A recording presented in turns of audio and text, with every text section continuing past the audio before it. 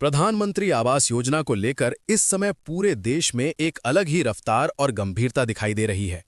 ऐसा पहली बार महसूस हो रहा है कि ये योजना सिर्फ कागजों तक सीमित नहीं रह गई है, बल्कि सच में जमीनी स्तर पर असर दिखा रही है। केंद्र सरकार पूरी प्रतिबद्धता के साथ इस लक्ष्य को पूरा करने में जुटी हुई है कि देश का कोई भी गरीब और जरूरतमंद परिवार ऐसा ना रहे जिसके सिर पर आज भी पक्की छत ना हो।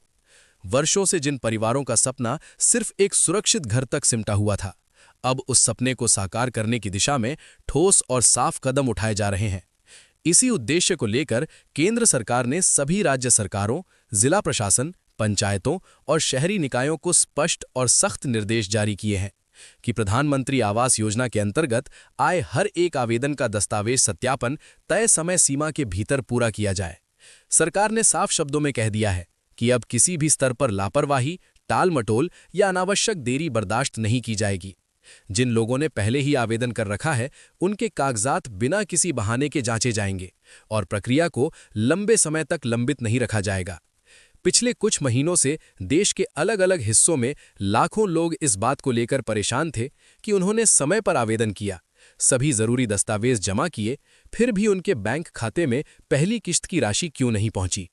बहुत से परिवारों को ये समझ में नहीं आ रहा था कि गलती उनके आवेदन में है या सिस्टम में।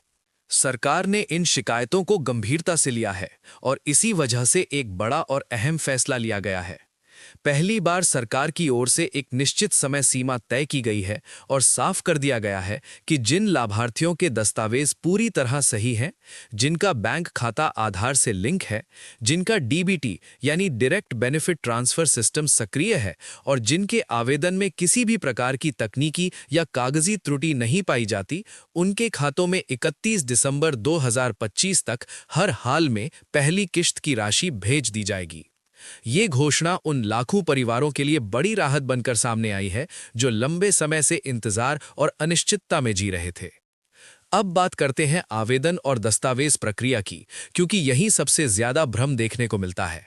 बहुत से लोगों के मन में यह सवाल रहता है कि अगर ऑनलाइन आवेदन कर दिया गया है तो क्या कागजात की हार्ड कॉपी देना जरूरी है। आपको बता दें कि कई राज्यों और जिलों में आज भी पंचायत, नगरपालिका या नगर निगम कार्यालयों में दस्तावेजों की फिजिकल जांच की जाती है। इसका उद्देश्य किसी को परेशान करना नहीं, बल्कि ये सुनिश्चित करना होता है कि ऑनलाइन अपलोड किए गए दस्तावेज वास्तविक हैं और उनमें किसी तरह की गड़बड़ी नहीं है। इसलिए लाभार्थियों को ये सलाह दी जाती है कि वे Aadhaar card, bank passbook, ration card, आय प्रमाण पत्र और अन्य जरूरी कागजात की फोटोकॉपी पहले से तैयार रखें। जैसे ही सत्यापन टीम आपके दस्तावेजों की जांच पूरी कर लेती है और ये पुष्टि हो जाती है कि आप योजना के लिए पूरी तरह पात्र हैं, उसी के बाद पहली किश्त जारी करने की प्रक्रिया शुरू कर दी जाती है। प्रधानमंत्री आवास योजना की पहली किश्त उन्हीं लाभार्थियों को दी जाती है जिनके सभी दस्तावेज सही पाए जाते हैं और जिनकी पात्रता जांच पूरी हो चुकी होती है। अगर किसी भी दस्तावेज में छोटी सी भी गलती रह जाती है तो भुगतान रुक सकता है। अक्सर ये देखा गया है कि आधार कार्ड में नाम कुछ और होता है और बैंक खाते में नाम कुछ और दर्ज रहता है। कहीं पिता या पति का नाम अलग तरीके से लिखा होता है तो कहीं आईएफएससी कोड पुराना या गलत होता है। कई मामलों में बैंक पासबुक अपडेट नहीं होती। इन्हीं छोटी छोटी गलतियों की वजह से हजारों लोगों की किश्त लंबे समय तक अटकी रहती थी। अब सरकार ने साफ कर दिया है कि जैसे ही इन त्रुटियों को ठीक किया जाएगा, भुगतान तुरंत जारी कर दिया जाएगा। यही कारण है कि इस समय बड़ी संख्या में लोग अपने दस्तावेज दुरुस्त करवाने के लिए बैंक, पंचायत और सीएससी केंद्रों के चक्कर लगा रहे हैं।